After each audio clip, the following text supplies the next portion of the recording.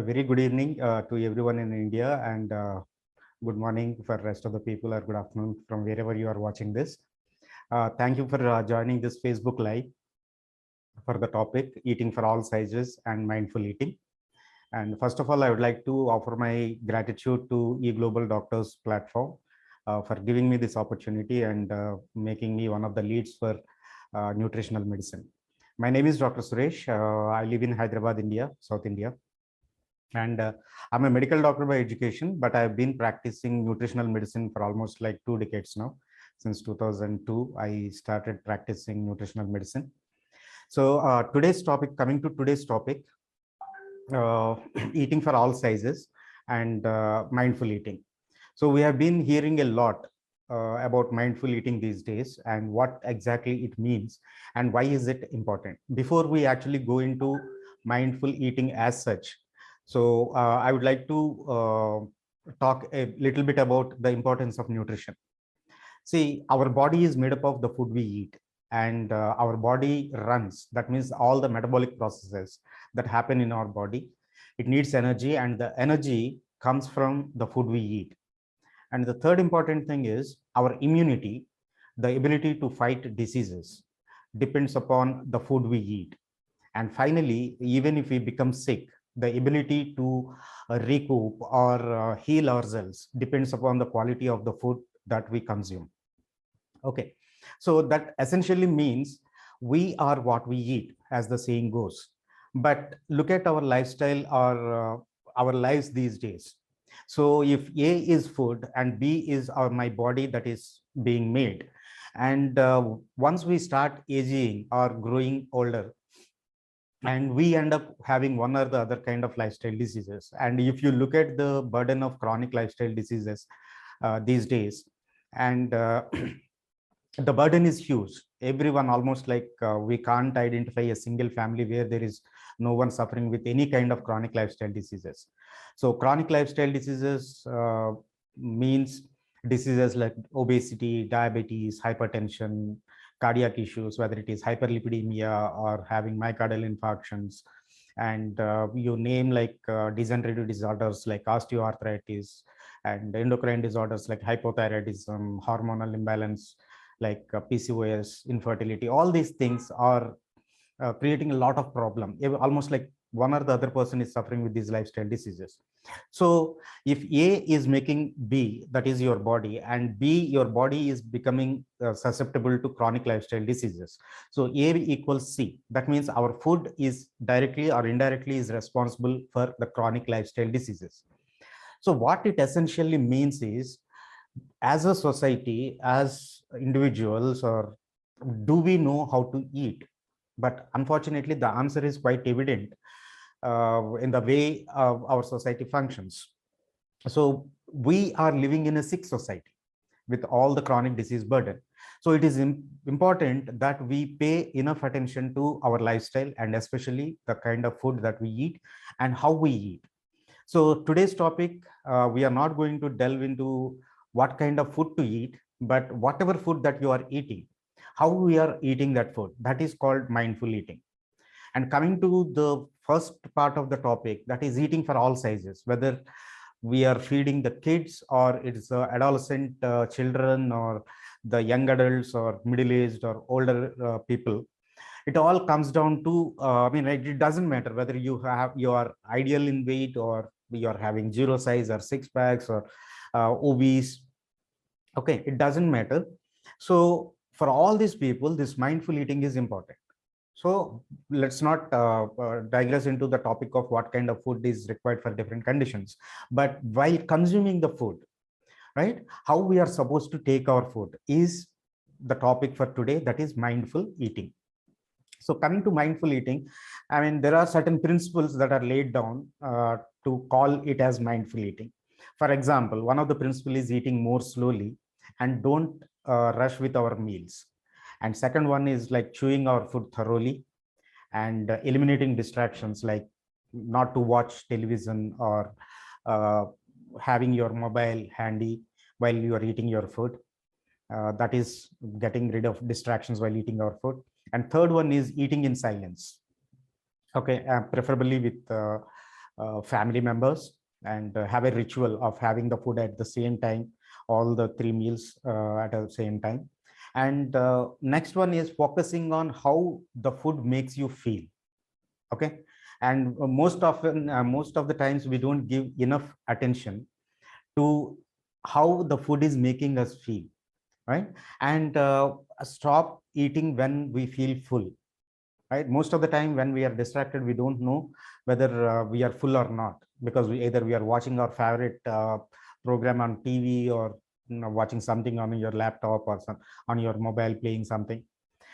Okay. And whenever you are eating, we have to look into our bodily cues, whether we are truly hungry, or we are taking the food out of anxiousness, or to relieve some kind of mood disorder, like a depressive state, that is. And for me, the most important thing is like, two important thing is relishing your food. Relishing your food means, most of the times we don't give enough attention to our food, how it tastes, the texture of it, the aroma of it. While you are biting or chewing, you don't actually feel it. Okay.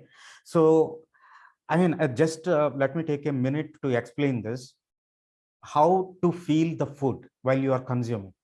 If you see most of the ads, whether it is for sundaes or ice creams, the moment people eat the food, they close their eyes, right, just to release the flavor and the aroma and how it feels, how it makes you feel. So why the closing of the eyes and eating the food? Because uh, see, we receive a lot of information from our five special senses. Okay, the touch, smell, taste, and vision and hearing and all these things. So eyes, they capture a lot of data.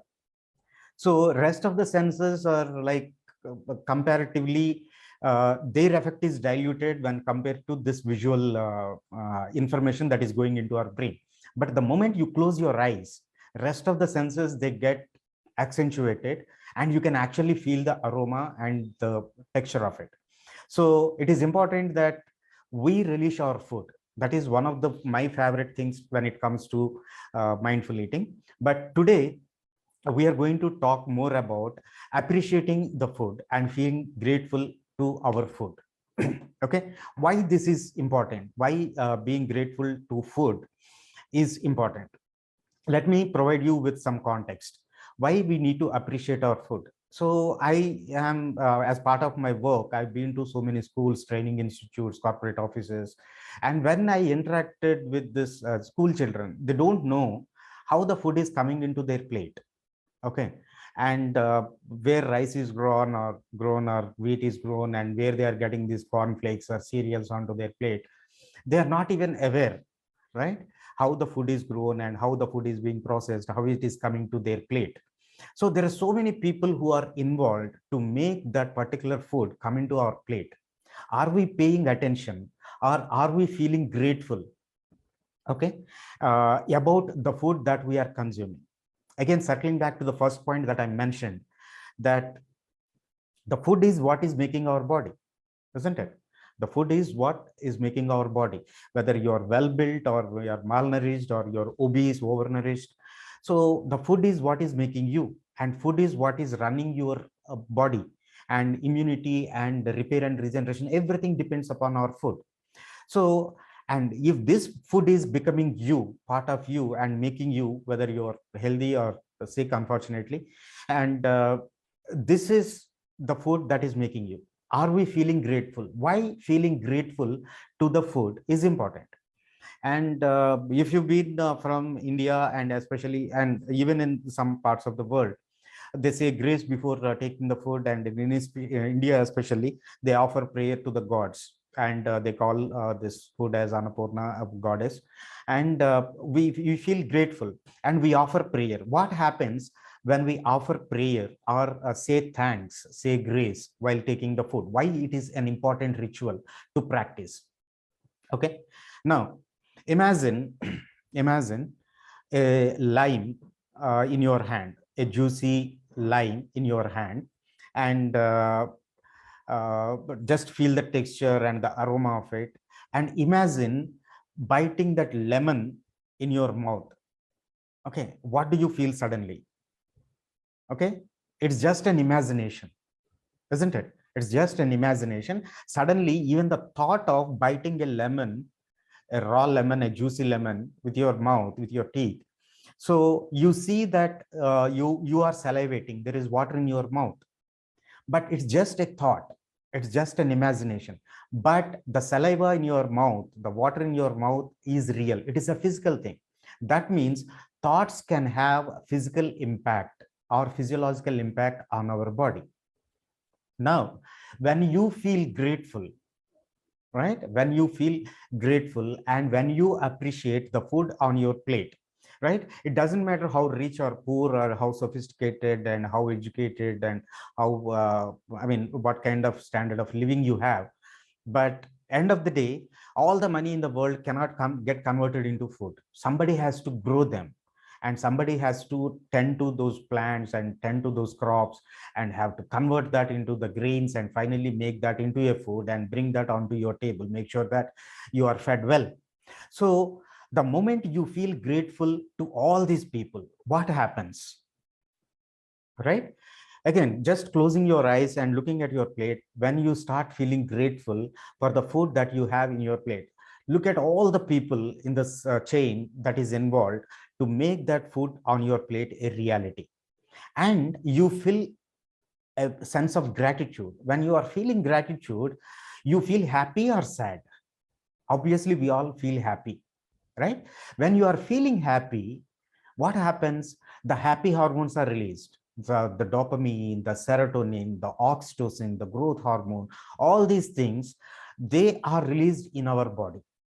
Okay. Now imagine, close your eyes and just imagine you are sitting in your table and all your loved ones sitting across the table with you, and suddenly a big snake is there on the table. When you open your eyes, how do you feel? Scared, right? But again, it's just an imagination. That means the thoughts and the emotions that we feel are directly signaling our endocrine system to release certain hormones. Okay, to release certain hormones. So these hormones, what if, I mean, the choice is there in our hands. Okay, I keep telling people, I keep asking this question to all the clients who come to me for the counseling. Why nutrition is so important? I mean, we eat at least 3 times in a day. Okay, and 365 days we eat.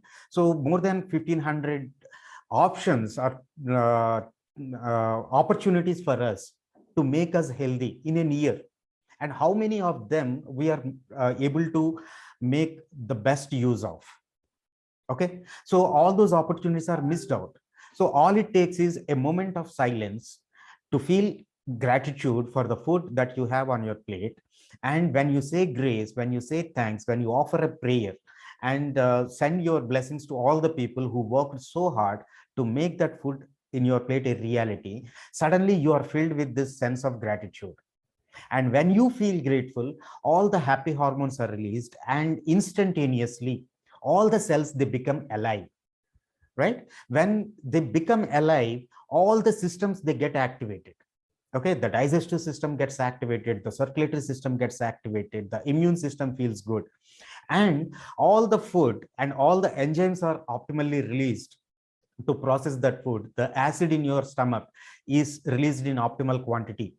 And when you are paying attention, when you are paying attention and actually feel that texture, that aroma in of the food, and chew it thoroughly, what happens is the food is digested properly and without any kind of distractions, without any kind of distractions. So we see a lot of, I mean, a lot of kids these days, unless and otherwise we give them a gadget, so they are not eating, and we just give in to their whims and fancies, and okay, let them eat whatever the way they want. But it all points to us that we are not making consuming food a practice of reverence. We are not giving enough reverence. I mean, we sit in couch and watch TV and try to eat. That is not the way of mindful eating. That is not the proper way of eating. What happens when you are watching news? Of course, watching news is important for most of the people, and watching business news or watching whatever updates you want to catch up on, or the soaps or the advertisements that you see on TV while watching, while having this food. Look at the kind of chemicals that are released, hormones that are released. And you see a commercial on TV and you feel okay. Yeah, most of the commercials are making you feel low, that unless and otherwise you buy this gadget or you have this one, you are not good enough. So that obviously makes you feel low or anxious to get that thing or to achieve that state of standard of living. So when you are bombarded with that emotions, only stress hormones are released in your body.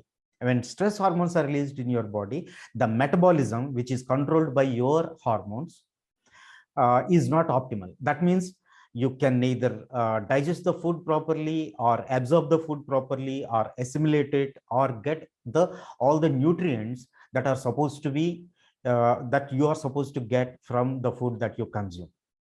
Okay, so it is always important that you gives enough time while consuming your food. Pay attention to the kind of food that you have, make it colorful and make it a reward ritual for you. Start eating with your family and don't go for these fast foods. Okay, and make it as natural as possible, as organic as possible, and eat in silence preferably, or eat in an environment of joy. So I would like to conclude this with one of the myths about foods, right? People have been talking about formula diets, whether it is intermittent fasting or keto diet or Mediterranean. There are so many diets, hundreds of diets that are there.